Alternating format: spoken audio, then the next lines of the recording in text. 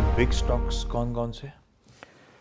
Big stocks में आज मैं एक बिग बोल्ड कॉल ले रहा हूँ विद द नॉलेज कि मैं गलत पढ़ सकता हूँ, लेकिन ये मेरी जो एक रीडिंग है ना वो ये कह रही है मैं एंजल वन को ग्रीन में ले रहा हूँ।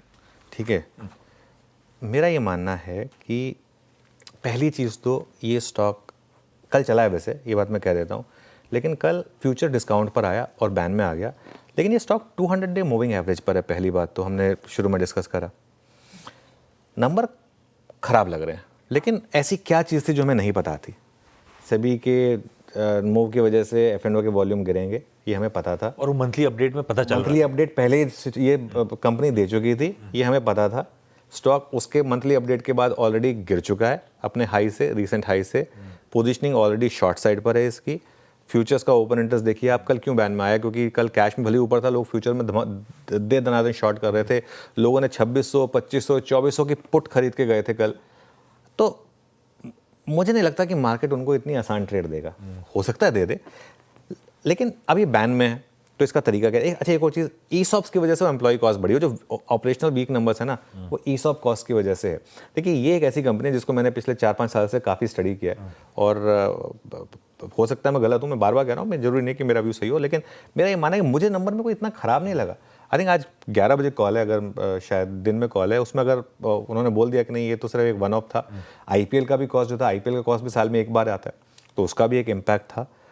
दिक्कत है कि बैन में है, तो अब उसको आप कैसे अप्रोच करें? मेरी अप्रोच यहाँ क्या रहेगी, अपने फाइनेंशियल एडवाइजर से जरूर कंसल्ट करिएगा।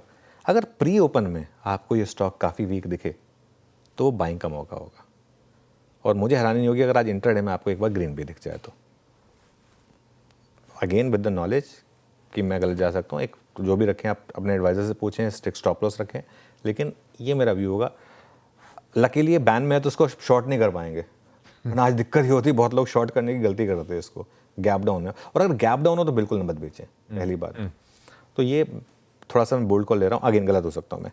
टेक महिंद्रा को भी मैं ग्रीन में ले रहा हूँ, क्योंकि मेरा ये मानना है कि टेक महिंद्रा के नंबर्स जो है ना मिक्स बैग जरूर है, लेकिन वो क्यों जो रेवेन्यू आया है वो 1.4% का, वो थोड़ा सा एक डिसअपॉइंट करेगा, और स्टॉक डे हाई पर भी बंद हुआ है, तो इसके लिए बहुत ज़्यादा ग्रीन भी नहीं ले रहा हूँ मैं। इंट्राडे में वॉलेटिलिटी पॉसिबल है और ब्रोकरेज में मिक्स है यहाँ पर, लेकिन मार्जिन का आंकड़ा अच्छा है। 60 बेसिस पॉइंट का जो मार्जिन में इंप्रूवमेंट आई है ना वो अच्छी है। एक जैसे कह रहा हूँ, पिछले एक महीने में स्टॉक गिरा है, हो सकता है आज थोड़ा सा ग्रीन दिखे, लेकिन फॉलो थ्रू मिलेगा या नहीं मिलेगा ये देखना होगा। HCL टेक के केस में भी क्या हुआ था, फॉलो थ्रू नहीं मिला था। शुरुआत तो ठीक ठाक हुई थी, लेकिन फॉलो थ्रू नहीं मिला था।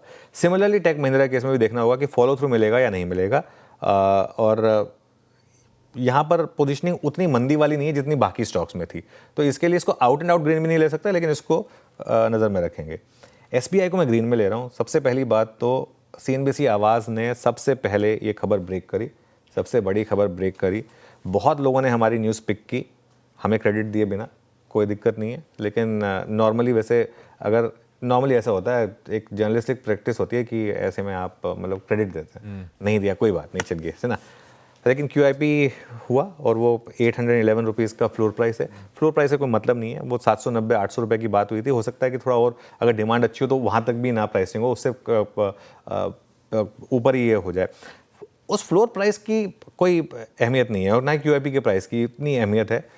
इसमें बाय कौन करेगा? अच्छा देखिए, PSU कंपनी है तो इसमें वो डिस्क्रिप्शन होगा इनके पास कि हम किसको अलॉटमेंट देंगे, और उसमें ये हो सकता है कि कुछ ऐसे फंड्स हों जो अप्लाई करें और सामने शॉर्ट करें फ्यूचर्स में, उनको ना मिले, तो उनको हो सकता है फ्यूचर्स में आगे शॉर्ट कवरिंग करनी पड़ेगी। और दूसरी चीज़, ये MSCI की वेट हाइक के लिए भी एलिजिबल होगा QIP के बाद, वो इक्विटी बेस बढ़ेगा उसकी वजह से, वो भी एक फैक्टर आएगा।